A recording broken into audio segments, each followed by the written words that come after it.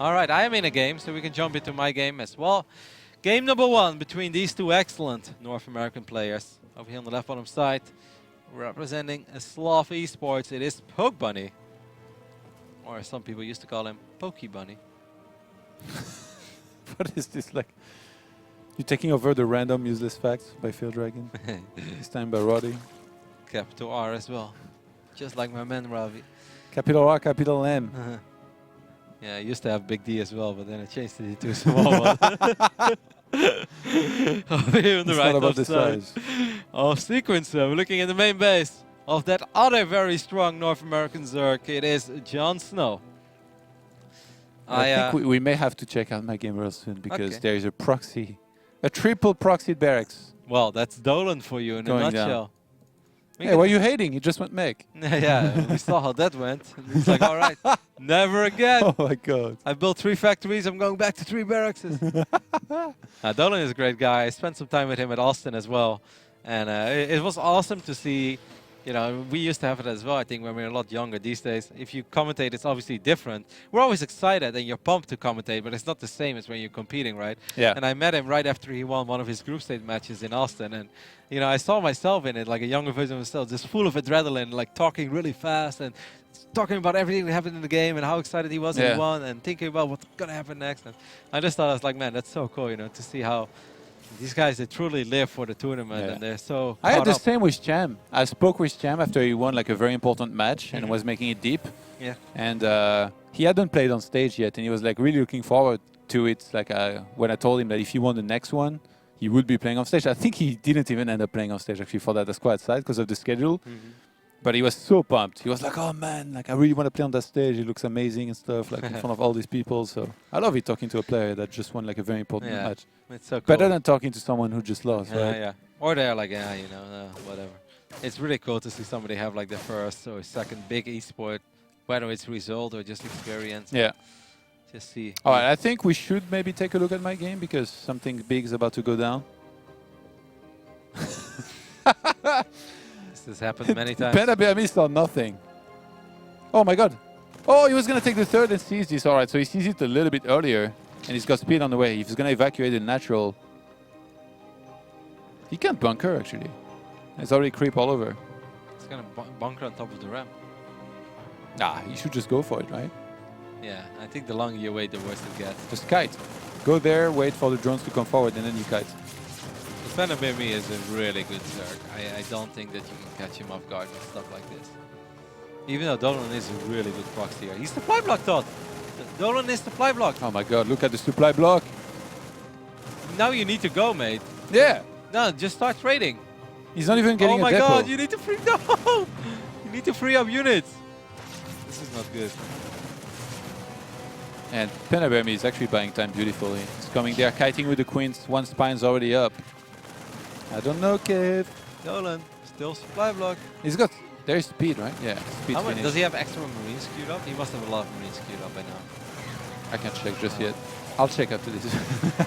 I'll check in 3 seconds. Oh my god. That's all he wrote, Todd. Dear oh my Lord. god, 3 marines queued up. Dolan! Dolan. For somebody who has proxied as much as Dolan in his life, that was not supposed to happen. Should we go back to your game? Or? Yeah, this game is super over, Todd. Lings are going to counter-attack and there is no wall. Yeah. All right, this is it. So we're back here in game number 1. As soon as we have the confirmation, we'll obviously let you guys know. But that game is over. So far, JonSnow harassed a tiny bit with some Zerglings. He picked off 2 SCVs, but other than that, nothing spectacular has happened. Pokebunny, his team is almost done. Sequencer is one of these maps that's also deceivingly large.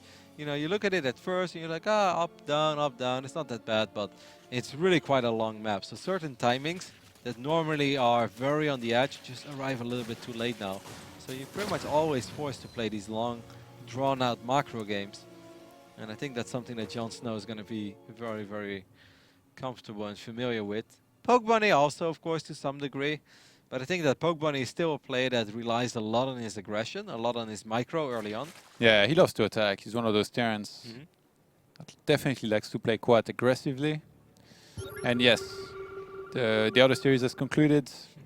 And Dolan was just pronounced dead. at 8:05 p.m. Pacific Daylight Time.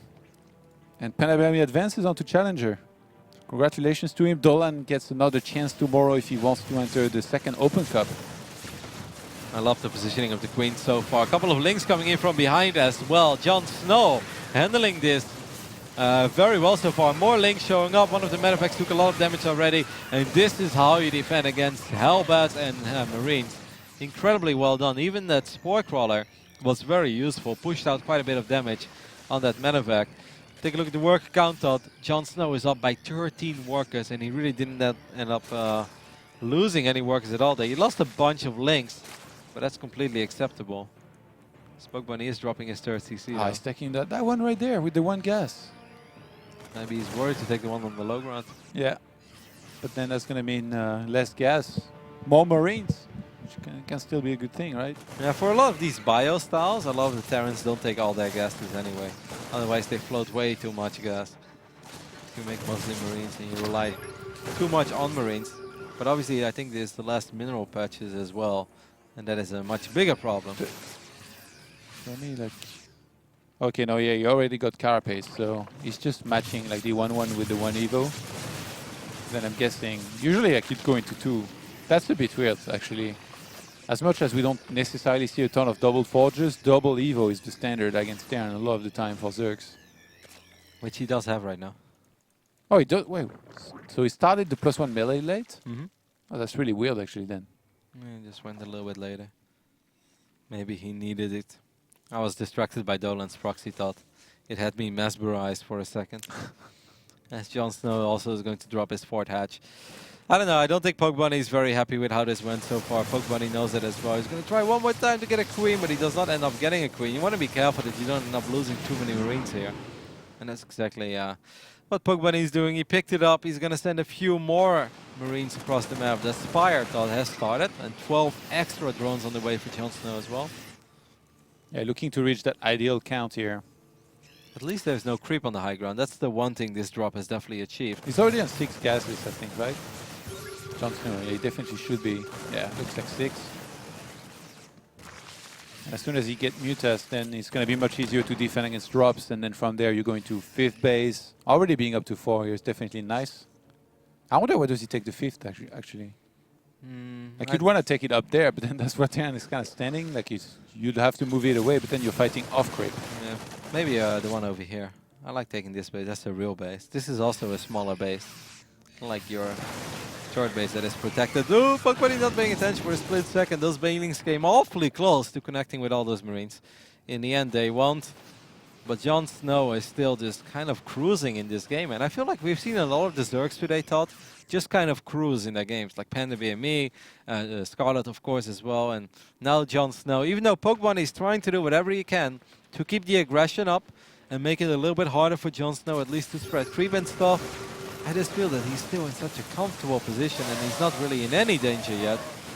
Even on the Reaper helping out a little bit against a couple of these banelings. That was quite cute.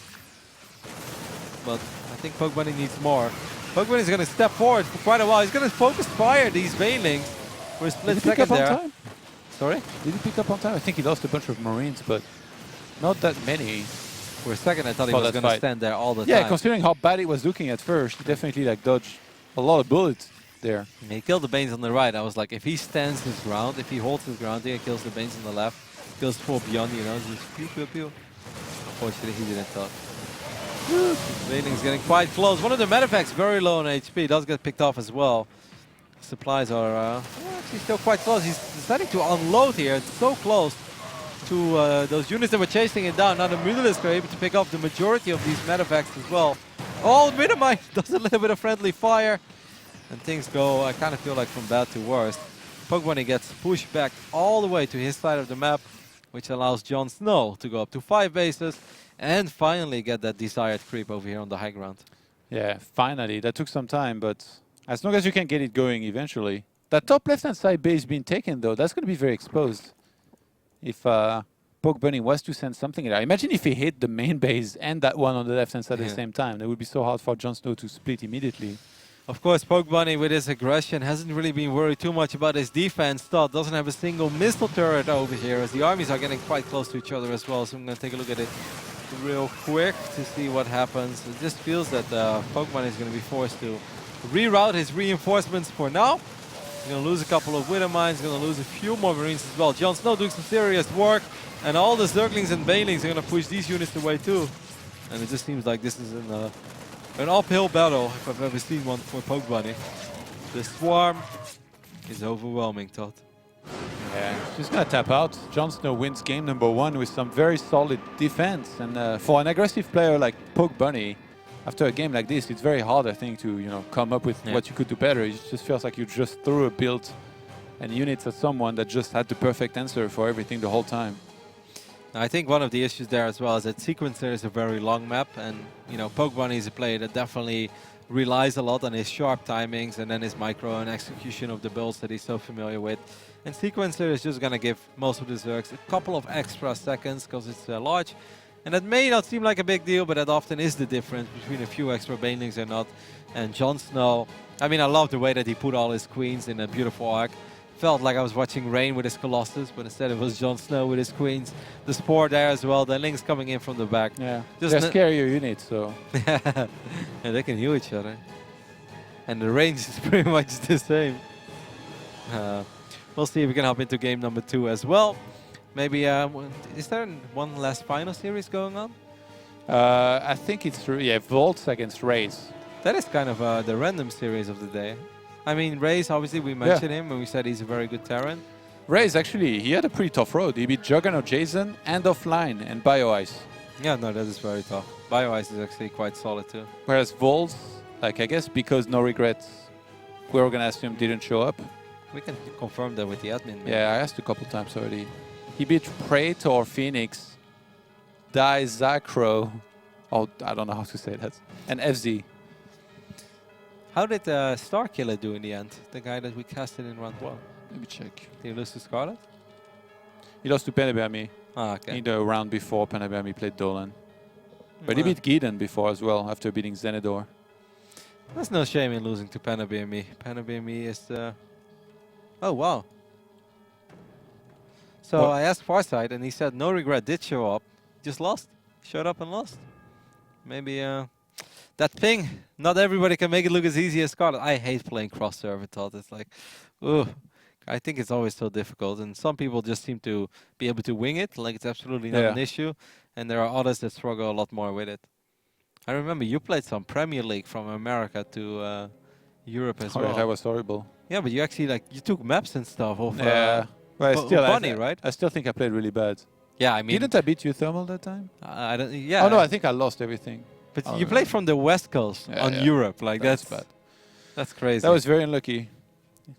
There was like a super crazy long schedule, and then they drafted the groups randomly, and I got in one of the groups that played early. That was very unfortunate for me. Don't remind me of that. I feel very sad when I think about it. Who are these people, and why is everybody freaking out? It's just Naruto, I think, because he wasn't invited to one game. Is Naruto Protoss? Yeah. Ah. It's okay. Damn, that German temperament. I mean, I guess, it's like at 5 a.m. people just get a little more cranky. If you don't get invited to a game at 6 p.m., you're like, you know what, that happens. There's the next. And if it's like 4:30 in the morning and your eyes are hanging, you're like, get me in the game, and then you wait for 3 minutes and then you don't get invited and you see they started. You just snap, man. You're like, what? What am I staying awake for? And the people in America are like, God, that guy is like...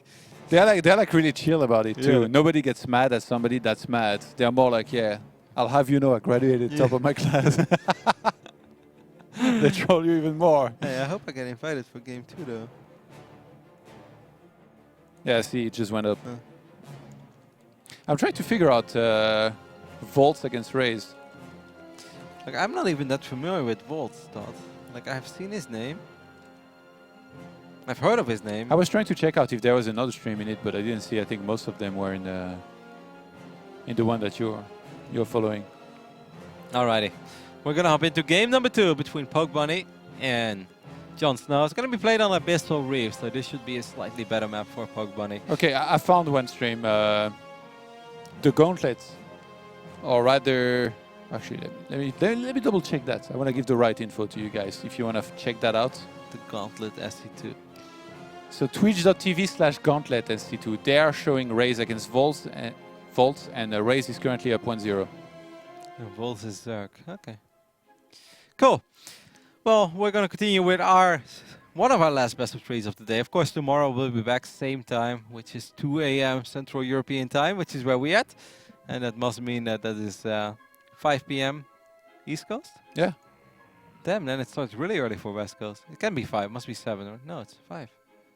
No, yeah, but then it would be like 3 hours difference. Yeah. How is that really early? Because it's like, that would be... Well, just for us vampires, like it's... 2 p.m.? That's early. Yeah. During a weekday, I guess. 5 p.m.? Yeah, I guess. I guess it's better for us as well. Otherwise, we start at 5. That would be even harder. Now we started at 2 a.m., guys. And we got water and pizza, so we're good to go. We can get the rock clock. You just wake up at 4 a.m., catch a workout, and then... Alrighty, let's jump into Abyssal Reef, where JonSnow is leading 1-0 over Pokebunny. Pokebunny is one of the Terrans that has made it to Challenger in the past, and would obviously love to make another appearance there. Streams quite a bit as well. He's spawning on the left top side of Abyssal. Pokebunny did a pretty bizarre stream as well. I forgot what it was. Alright, I think he got GM on all 3 servers within 24 hours, Todd. Not bad. One hell of a run. Yeah. Could you do that? No. Well... Only one way to find out. Yeah. We'll see you tomorrow after the broadcast. I come home on Sunday night, roughly 7 p.m. See you guys then. Over here on the right bottom side of Abyssal, looking at the man who's up 1-0, representing Storm Gaming. It is JonSnow, an absolute regular when it comes to Challenger, and he even managed to qualify, grab one of the slots. We'll see this man in Yon Shopping, Todd. How exciting is that?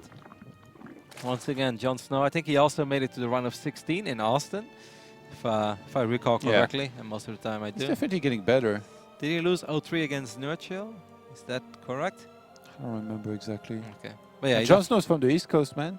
In America, East Coast is best coast, apparently. No. Because it's Neeb and JonSnow. What do you mean, no? Yeah, that's true.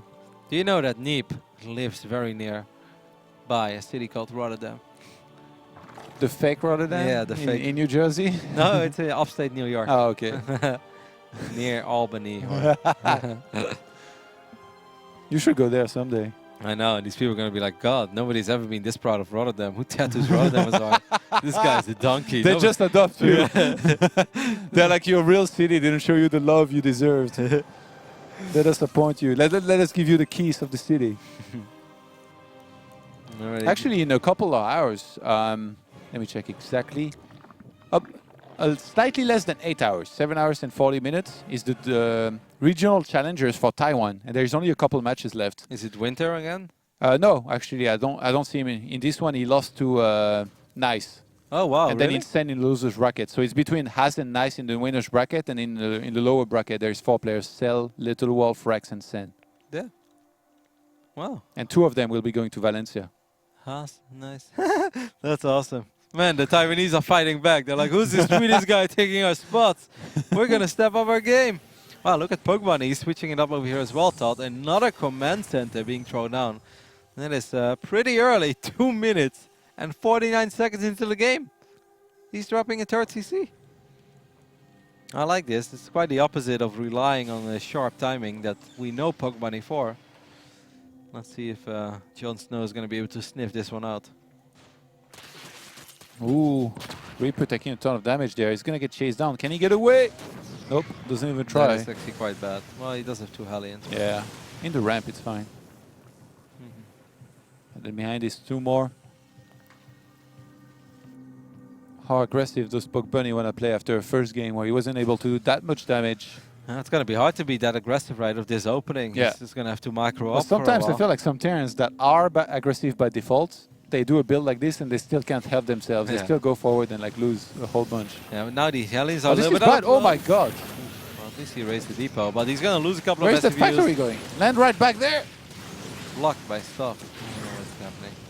What I do know is that JonSnow had a very successful little run by there. Getting a Mule, 3 SCVs as well, and forced these Hellions to turn around. So it brought him some extra time at home. It really feels that there is just a couple of players in NA that are just quite a bit better than the people that are right behind them. You know, Pokebunny is obviously an excellent Terran. Yeah. And, you know, you see him stream and you know that he's capable of doing some damage in these qualifiers, in these tournaments. But it just often feels that a Zerg like JonSnow or Scarlet is just, you know, one bridge too far. Pokebunny's been around for a long time, man. Mm-hmm. I feel like he burst onto the scene when he was like 14 years old or Yeah. something. Wasn't he one of those guys? Yep. You know how old he is now? I assume he's like 19, 20, maybe 21 even. Yeah, I think something like that. We checked last time. You can check a wiki. I wasn't there. Maybe with Kalaris, Yeah. that other man that you spent evenings with here in the studio. Good old K. Carol. I was gonna say another bad nickname for him. Meanwhile, JonSnow is just comfortably sitting here. He's going to macro up. Has a bunch of queens, injecting a little. These Hellions from Pokebunny are Hey, he's 21 now. harmless. Pokebunny. All right. So he did burst onto the scene when he was 14. You're From right. New York City. Yeah, I know he's from New York. Where's that East Coast? Where's the West Coast? That's the real question. We have Guitar Cheese, who has recently announced a comeback. And he's Where's Puck from? who? Puck? Yeah. Puck is from North Dakota, which is Where the hell is that? Midwest, north side of Midwest. Let me take a look. Soppy is West Coast, mate. Oh yeah. What about game time? Game Time is East Coast. Game Time lives in Detroit, Detroit, Michigan. He used to beat up Winter in these local lands. I love when you tell a story like this and then you just giggle. It's just funny because Winter is obviously like quite decent. Was he at Battlegrounds Detroit then? Yeah, Game Time? there's a good chance he was. That's I mean that's a long time ago. He has grown a lot as a player ever since. It's funny, in StarCraft, I don't think there is like the West Coast, East Coast rivalry like there is in like a lot of other games. Yes. Like Call of Duty and Yeah, they have it. Smash. They have that really, like really badly. Smash, I think West Coast is a lot better, right? Don't tell that to the East Coast. I don't know. Perhaps. I don't really follow it. Couple of Hellions gonna poke by, but Pokebunny has to be careful. He has finally floated out his CC. He landed it. He does have a little wall, but this is a lot of bailings from JonSnow. These Hellions are out of position. Stim is done, but Here we go. how high is the recount? Oh my god, he didn't split. Todd, he didn't There's still a split. ton of links left over, and Bailings are going to blow up a lot of these Oh my SCVs. God. Pokebunny needs to make this attack across the map work. Are there Bailings in defense? I mean, he's morphing them. That's actually a That's risky very spot late. to morph. Yeah, that's risky to morph. If I was Pokebunny, I would stim forward into the natural. I think that would be a better He can choice. pick up though at the last second, but still a lot of units will die. He's actually trading with the links here first. Or not even trading, he's like eliminating a lot of links before the Bailings come in. Where are the splits? He's defending at home. Yeah, the few ones that detonated I think were pretty huge here. Oh, look at these links. They're just ravaging everything. 25, 27 SUVs have gone down. And just like that, JonSnow will also qualify. So that is our our third Zerg of the day. 3 for 3. We've got Panda Bear Me, we got JonSnow, we got Scarlet. But obviously none of these players qualifying is surprising. I called actually all of them at the beginning of the day. These are just excellent players, Todd, and they're often better than the opposition. Tomorrow is going to be a lot harder to call. I think the open qualifier, that's really where some people are going to make their dreams come true. Let's take a look at your game. Oh no, you actually have no it's game. a stream. I'm not sure we're allowed. Yeah, no, that's probably... Sorry, I missaw it. Yeah, Raze is up 1-0. Yeah, it looks like it's going to be a 2-0 to be fair. I'm looking at the supply, and there is a very big and healthy lead here for the Terran players. So we could just hang in there for a second and then see how that concludes. In the meantime, maybe show the bracket. Actually, I'll show it. You have the official bracket. Yeah. I'm a Liquipedia kind of boy. So if we could have a look here on my screen, I've got the bracket pulled up. It's not up to date. So I'll try and a cheeky refresh, if you will. So Panda Bear Me and Scarlet were the first two to make it. 2 Zergs here. We can kind of look at who they beat. Scarlet, that was a pretty good run. Creature, M Canning, Drunken Boy. Maybe a little bit of a preview of what to expect. Even though, like, obviously the Yontropping Challenger was not that long ago, and we already saw what she was capable of, beating Neeb and a lot of top caliber players. Panda Bear Me beat Future, Starkiller, and then Dolan. Yeah, it's also a decent run. All 3 of them. And then JonSnow just qualified, beating Foxer, the Riddler, and then Pokebunny. Yeah. That's pretty good as well. Yeah, but it would have been very, like, you know, I can see maybe Panda BME slip up against one of the guys that he played against, but JonSnow is just better than the people that he's played today. JonSnow is really good, man. I'm a little bit of a fan, I'm not gonna lie. I spoke with both JonSnow and Panda BME at Austin. For some reason, they were like, I was talking with JonSnow, and then Panda BME walked up, and he's like, yeah, what's up, guys? And I was like, you two have made so many of my ladder nights miserable, you know, because those were the two Zergs, and Jake as well. Jake is also one of the other Zergs. And obviously, Zergs like Scarlet, they mostly play on Korea ladder, so I never really played that much against Scarlet. But for me, like, I noticed very quickly that, you know, there's a lot of good players on NA server, but players like JonSnow and Panda BME, they stood out. They are like. Did they show any remorse or? No, they were like, thanks for the points. They were kind of just laughing. They're like, yeah, you just struggle a little bit against those Veiling drops. And I was like, let's not go there, guys. Let's not. Yeah, you sure? But it was. That's awesome. They're both very friendly guys, and look forward to see how those two will perform in. And you know, it looks like Race will be winning against Volts, which makes sense. Like if we see the people that he beat, he had one of the more impressive runs out of all the guys. So at least one Terran squeezing in there somehow. 3 Zergs and a Terran, and we already had 2 Terrans qualified through ladder as well. So that makes 3. Can we still get the perfect bet? No, we can't, right? Actually, I think we can. Can we get a shout out to David Kim? If tomorrow, what do we need tomorrow, Todd? We've had so far, you know, how many Zergs do we have from ladder? I have to take a look. Yeah, you can look exactly actually on the page. Let's see. It is possible to get perfect balance. What will we need? You have 16 players, right? So you need. It's not up to date. You need 5, 5, 6. So basically, we need no Zergs qualifying tomorrow. Or 1 more at most.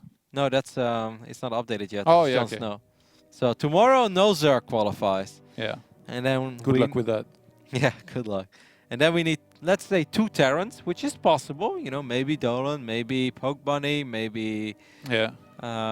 Who else had a good run today? Like Cuddle Bear or Jay Heffa, you know. So 2 Terrans. Yeah. And then we need 3. I think tomorrow is going to be mostly between M. Canning, Drunken Boy. Maybe Dolan, Future, Starkiller, like all these guys. Yeah. No Regret will be back, I'm sure. Fire Zerg didn't make it. And then you have... obviously Pokebunny. Foxer. Yeah, and Pokebunny. Yeah. And there might be a few other guys, like Cuddle Bear or Jay Heffa. They're pretty good. They should be able to make a decent run. Man, it flew by today. What time is it, Todd? 5:28? 5:20. Is that 3 hours and a half? Yeah, 3.5. That was fast. And we did a lot of games as well. Yeah, we took very few breaks. Hope you guys are proud of us. And we had some pizza in the break, but you know. Maybe if they want a longer broadcast, we're going to have to take way longer breaks. Kappa. No, I think it was good. Yeah, that's going to be it for us today. So once again, your 4 qualifying players are Scarlet, JonSnow, Panda BME, and last but not least, Race. We'll be back tomorrow with Open Qualifier number 2. If you're Master League or higher, what are you waiting for, Todd? Sign up. Maybe we'll cash you. Maybe you're going to have the run of a lifetime and you'll guarantee yourself some money. That's going to be it for us. I have no idea if it's like morning or evening for us. I mean, I know it's morning, but like, should we go to bed or do we stay up? I'll stay up until like noon. Wake up in the evening and be refreshed to cast at 2 a.m. I feel pretty good, actually. It's funny because the European cast with Kylaris, I felt a lot worse than now. I feel like energized. I might not sound it, but no, it's all right. It's 5:30 in the morning and Todd is energized. Well, I'm just going to follow his lead. Thank you guys so much for watching, and we'll be back tomorrow with Qualifier number 2.